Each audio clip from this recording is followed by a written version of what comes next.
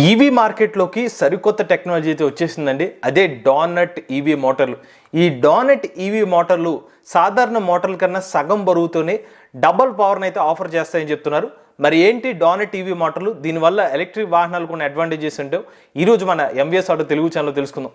నమస్తే, నేను మీ కృష్ణ చైతన్య మండేలో, మీరు చూస్తున్నారు ఎంవీఎస్ ఆటో తెలుగు. మీరు ఒక ఎలక్ట్రిక్ స్కూటర్ లేదా ఎలక్ట్రిక్ బైక్ లేదా ఎలక్ట్రిక్ సైకిల్ కొందాం అనుకుంటున్నారా? కానీ మంచి వెహికల్ ఏంటో తెలియక కన్ఫ్యూజ్ అవుతున్నారా? అయితే కేవలం 199 రూపాయలకే మన ఈవీ కుర్రాడు కోర్సులో జాయిన్ అవ్వండి. ఒక బెస్ట్ ఈవీ కొనుక్కోవడానికి కావాల్సిన నాలెడ్జ్ ని మీరే పొందండి. ఫస్ట్ చూసినట్లయితే ఇదే డానట్ ల్యాబ్ అనే కంపెనీ వాళ్ళు డెవలప్ చేసిన డానట్ మోటార్స్ అనమాట. చూడడానికి ఈ మోటార్స్ అనేవి కనిపిస్తే డానట్ షేప్ లో, అందుకనే వీటిని డానట్ మోటార్స్ అని చెప్తున్నారు అనమాట. సో వీటిలో మీరు చూడగానే మీరు గమనించిన విషయం ఏంటంటే దీంట్లో మధ్యలో ఎటువంటి ఎలిమెంట్ అయితే ఉండదు అనమాట. హబ్ లాంటిది ఏమి కనిపించింది మీకు. డైరెక్ట్ లోపలంతా కూడా ఎంటీగా అయితే ఉంటుందన్నమాట. సో ఈ పర్టికులర్ మోటార్స్ డైరెక్ట్గా వీల్లో ఇంటిగ్రేట్ అయిపోయి ఉంటుంది. ఎడిషనల్ కాంపోనెంట్స్ ఏమి వాడాల్సిన అవసరం లేదని చెప్తున్నారు. సో మీకు ఇంకా క్లారిటీ కోసం ఇంకొక ఇమేజ్ చూపిస్తాను. చూసారు కదా, ఈ పర్టికులర్ టైర్స్ ఏదైతే ఉంటాయి, టైర్ లోపలే మోటార్ ఉంటుంది. సో మధ్యలో ట్రాన్స్మిషన్ లాంటిది వాడాల్సిన అవసరం లేదనమాట ఈ మోటార్కి. సో దీన్ని చూడగానే మీకు ఫస్ట్ అర్థమైపోతుంది ఏంటంటే లైట్ వెయిట్గా ఉంటుంది. లైట్ వెయిట్ ఉండటమే కాకుండా వీళ్ళు తక్కువ కాస్ట్కి ప్రజెంట్ తయారు చేస్తున్న మోటార్లో సగం రేటుగా ఈ మోటార్ని తయారు చేస్తామని అయితే ఈ కంపెనీ వాళ్ళు అయితే ప్రకటిస్తున్నారు. ఒకసారి నేను ఈ మోటార్ యొక్క పవర్ కెపాసిటీ అంటే ఒకటి ఎక్స్ప్లెయిన్ చేస్తాను. మన ఎగ్జిస్టింగ్గా ఇండియన్ మార్కెట్ 2 వీలర్ని ఎగ్జాంపుల్ తీసుకుంటే 12 ఇంచ్ వీల్ అయితే ఉంటుంది. సో 12 ఇంచ్ వీల్కి వాడే మోటార్ ఎలా ఉంటుందని చెప్తున్నారు బట్ డానట్ షిప్లో. దీంట్లో వీళ్ళు ఆఫర్ చేస్తున్న పవర్ చూసినట్లయితే 15 కిలోవాట్ల పవర్ అయితే ఉంటుందని చెప్తున్నారు. 8 కిలోవాట్ల బరువుతో ఈ మోటార్ని అయితే 15 కిలోవాట్ల వరకు పవర్ అవుట్పుట్ అయితే ఇస్తామని చెప్తున్నారు. 300 న్యూటన్ మీటర్ల టార్క్ వరకు జనరేట్ చేస్తుంది. But in case just example గా తీసుకుందాం, ఇవాళ మనం ఒక బిఎల్డిసి మోటార్ 5 కిలోవాట్ మోటార్ని తీసుకుంటే కనుక దాని బరువు సుమారుగా 12 కేజీలు ఉంది. బట్ వీళ్ళు 15 కిలోవాట్ల పవర్ అన్న మోటార్ని 8 కేజీల మాస్లో ఆఫర్ చేస్తున్నారంటే అర్థం చేసుకోండి. సుమారుగా డబల్ పవర్ని సగం వెయిట్కే ఈ పర్టికులర్ మోటార్ అయితే మనకు ఆఫర్ చేస్తుంది అనమాట. నెక్స్ట్ ఇంకొక మోటార్ చూద్దాం. డ్రోన్స్లో కూడా వాడతారంటే ఈ పర్టికులర్ మోటార్ని. అది 3 కిలోవాట్ల వరకు పవర్ ఉంటుంది. 1.5 కేజీలు మాత్రమే బరువు అయితే ఉంటుందని చెప్తున్నారు. నెక్స్ట్ ఆటోమోటివ్ ఇండస్ట్రీస్లో 21 ఇంచ్ వీల్, మేబీ లారీలు, ట్రక్స్ ఇటువంటి వాటికి అనుకుంటా 630 కిలోవాట్ పవర్ వరకు మోటార్ కెపాసిటీ ఉంటుంది. 4300 న్యూటన్ మీటర్ల టార్క్ని జనరేట్ చేయగలుగుతుంది. దీని వెయిట్ కేవలం 40 కేజీలు. నెక్స్ట్ చూసినట్లయితే సెమీ ట్రక్స్లో 21 అంగుళాల మోటార్స్ అనమాట. ఇవి 200 కిలోవాట్ల వరకు పవర్ ఇస్తామని చెప్తున్నారు. 40 కేజీల మాస్ ఉంటుంది. 3000 న్యూటన్ మీటర్ల టార్క్ అయితే జనరేట్ చేయగలదని చెప్తున్నారు. 17 అంగుళాల మోటార్ సైకిల్స్ లో అయితే అప్ టు 150 కిలోవాట్ల పవర్ ఇచ్చే మోటార్స్ అని చెప్తున్నారు. కేవలం 21 కేజీల వెయిట్ తో అయితే ఈ మోటార్ను ఆఫర్ చేస్తామని చెప్తున్నారు. 1200 న్యూటన్ మీటర్ల టార్క్ అనేది ఈ పర్టికులర్ మోటార్ అయితే జనరేట్ చేయగలుగుతుంది. సో ఓవరాల్ గా ఈ పర్టికులర్ డిజైన్స్ అన్ని మనం చెక్ చేసిన తర్వాత అర్థం చేసుకోవాల్సింది ఏంటంటే తక్కువ వెయిట్ తో ఎక్కువ పవర్ ఇచ్చే మోటార్సే ఈ డానట్ షేప్ మోటార్స్ అనమాట.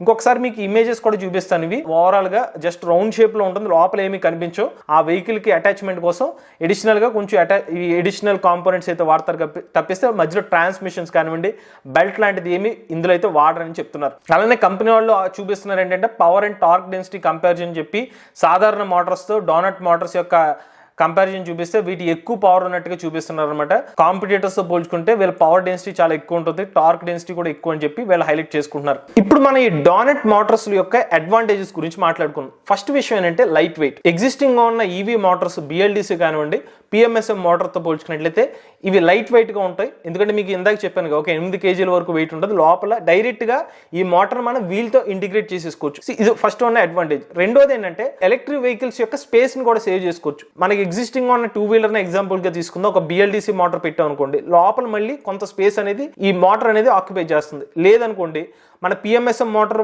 వాడిన మధ్యన మిడ్ డ్రైవ్ పిఎంఎస్ఎం వాడుతున్నారు, మిడ్ పొజిషన్లో మోటార్ని పెడుతున్నారు. బట్ ఇన్ కేస్ అక్కడే కావాలంటే ఈ స్పేస్ని ఆదా చేసుకుని అక్కడ బ్యాటరీ ప్యాక్ కెపాసిటీని పెంచుకునే అవకాశం ఉందిగా, అలాగే స్పేస్ని సేవ్ చేసుకునే అవకాశం ఉంది. మూడోది ఎనర్జీ లాసెస్ తక్కువ అని చెప్తున్నారు. దీనికి అడిషనల్గా ట్రాన్స్మిషన్స్ లాంటివి ఏం లేదు, బెల్ట్ డ్రైవ్ అవసరం లేదు, లేకపోతే చైన్ డ్రైవ్ మోటార్ ఏమీ వాడాల్సిన అవసరం లేదు.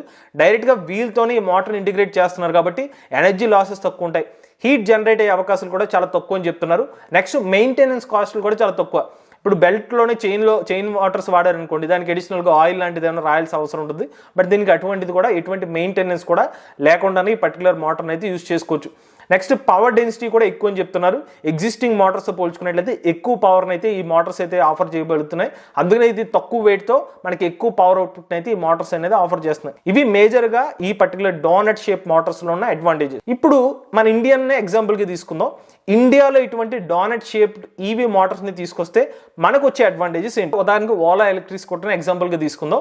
వీళ్ళు దాదాపుగా సుమారుగా 4.5 కిలోవాట్ల పిఎంఎస్ఎం మోటార్ అయితే యూజ్ చేస్తున్నారు. మనం వెబ్సైట్స్లో మనకున్న సమాచారం ప్రకారం ఇంటర్నెట్లో సెర్చ్ చేస్తే ఈ ఎలక్ట్రిక్ 2-వీలర్కి ఉన్న మోటార్ కాస్ట్ ఒక 4.5 కిలోవాట్ పిఎంఎస్ఎం మోటార్ కాస్ట్ వచ్చి 30,000 రూపాయలుగా ఉంది. ఇప్పుడు ఈ మోటార్ని తీసుకురావడం వల్ల ఫస్ట్ కాస్ట్ అనేది సేవ్ చేసుకోవచ్చు. ఒక 30,000 రూపాయల విలువ గల మోటార్ యొక్క కాస్ట్ని సగాన్ని తగ్గించుకోవచ్చు, అంటే 15,000 రూపాయలు తగ్గుతుంది. సో ఎగ్జిస్టింగ్ ఒక ఎలక్ట్రిక్ 2-వీలర్ కాస్ట్ 1,25,000 ఉందనుకోండి, దాని కాస్ట్ మన 1,10,000 రూపాయలకి ఎలక్ట్రిక్ 2-వీలర్ని తీసుకురావచ్చు.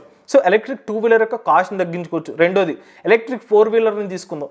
ఒక ఎలక్ట్రిక్ 4-వీలర్ యొక్క మోటార్ కాస్ట్ 1,00,000 రూపాయలు ఉందని అనుకుందాం. 1,00,000 రూపాయల యొక్క మోటార్ని 50,000 రూపాయలు తగ్గించుకుంటే ఓవరాల్ కార్ కాస్ట్లో ఒక 50,000 రూపాయలు రేటు తగ్గించుకోవచ్చు. ఇలాగా కాస్ట్ అనేది ఫస్ట్ తగ్గించుకోవచ్చు. రెండోది వెయిట్ని తగ్గించుకోవచ్చు.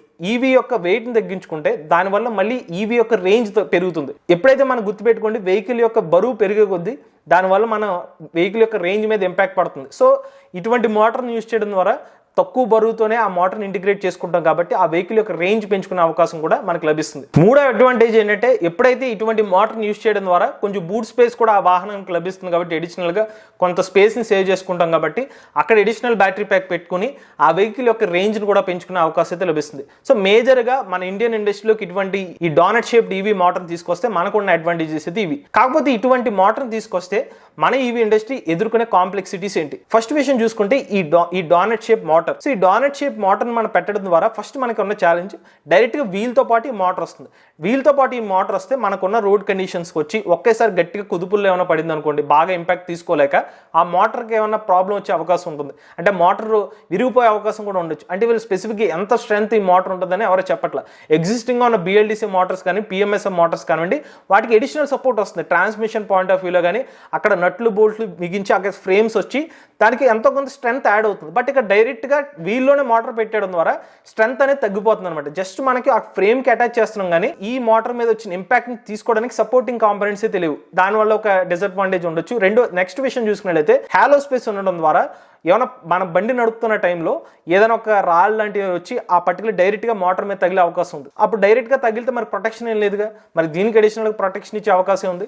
దానివల్ల కూడా ఇబ్బంది పడే అవకాశం ఉంది. రెండోది డిజైన్ కాంప్లెక్సిటీస్ కూడా ఉన్నాయి. ఎగ్జిస్టింగ్గా ఉన్న ఎలక్ట్రిక్ వెహికల్స్ అన్ని కూడా బిఎల్డిసికో పిఎంఎస్ఎం మోటార్స్కో కన్ఫైన్ అయిపోయి ఉన్నాయి. బట్ ఇప్పుడు ఈ డోనట్ షేప్ మోటార్ని తీసుకురావాలంటే దానికి తగ్గట్టుగా మళ్ళీ స్ట్రక్చరల్ చేంజెస్ చేసుకుంటూ రావాలి, ఆ వీల్ని చేంజ్ చేసుకుని రావాలి. ఎప్పుడైతే ఇటువంటి మోటార్ని యూజ్ చేస్తున్నప్పుడు కొంచెం వెయిట్ డిస్ట్రిబ్యూషన్లో ఛాలెంజెస్ వచ్చే అవకాశం ఉంది. సో ఆ వెయిట్ డిస్ట్రిబ్యూషన్ ఛాలెంజెస్ని ఎలా ట్యాకిల్ చేస్తాయి అంటే, ఎగ్జిస్టింగ్గా ఉన్న కంపెనీస్కి మేజర్ ప్రాబ్లం వస్తుంది. ఎందుకంటే వాళ్ళు ఆల్రెడీ ఒక పర్టికులర్ ఫ్రేమ్కి అలవాటు పడి ఉంటారు, చిన్న చిన్న మైనర్ అప్గ్రేడ్స్ చేస్తారు. బట్ దీనికోసం మళ్ళీ స్టార్టింగ్ నుంచి డిజైన్ చేంజెస్ రావాలి. అందుకని కొత్తగా ఏదైనా ఈవీ కంపెనీస్ వచ్చినప్పుడు వాళ్ళు స్క్రాచ్ నుంచి ఈవీని బిల్డ్ చేస్తుంటే ఇటువంటి మోటార్ని ఇంటిగ్రేట్ చేసుకునే అవకాశం చాలా సులభంగా ఉంటుంది వాళ్ళకి.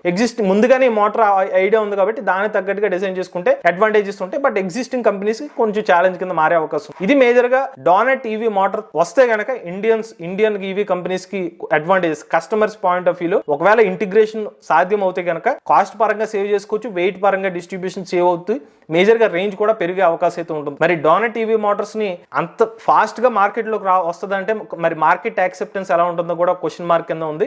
ఎగ్జిస్టింగ్ గా చాలా పిఎంఎస్ఎం కానీ బిఎల్డిసి మోటార్స్ ప్రూవెన్ అయిన టెక్నాలజీ కాబట్టి ఇది కొత్తగా వచ్చిన టెక్నాలజీని ఎంత ఫాస్ట్ గా ఇంటిగ్రేట్ చేసుకుంటారు, దానికైనా ఛాలెంజెస్ ఉన్నాయంటే మరికొంత టైం రోడ్ల మీద ఈ బండ్లు నడిపి ఈ పర్టికులర్ మోటార్ ఉన్న వెహికల్స్ నడిపితే మరింత క్లారిటీ వచ్చే అవకాశం ఉంది. బట్ ఏదేమైనప్పటికీ ఇటువంటి కొత్త టెక్నాలజీ రావడం వల్ల ఈవీ ఇండస్ట్రీ ఎలక్ట్రిక్ వాహనాలు మరింత అందుబాటు ధరలో వచ్చే అవకాశం అయితే ఉంటుంది. మరి డోనట్ ఈవీ మోటార్ మీద మీ అభిప్రాయాన్ని కామెంట్ రూపంలో చెప్పండి. మీలో కూడా ఎలక్ట్రిక్ వెహికల్ పోయినట్లయితే మీ ఓనర్షిప్ మాతో షేర్ అవుతున్నట్లయితే స్క్రీన్ పై కనిపించే నెంబర్ వాట్సాప్ చేయండి, లేదంటే డిస్క్రిప్షన్ ఫామ్ ని ఫిల్ చేయండి. ఈ వీడియో కానీ మీ నచ్చినట్లయితే MBS audio Telugu channel subscribe చేసుకోండి. ఈవీ కరెంట్ కోసం ఈవీ కురాడ్ ఛానల్, లేటెస్ట్ అప్డేట్స్ కోసం ఈవీ కురాడ్ లైవ్ ఛానల్, ఏ కరెంట్ కోసం ఏ తెలుగు ఛానల్ సబ్స్క్రైబ్ చేసుకోండి. Charge the nature drive future.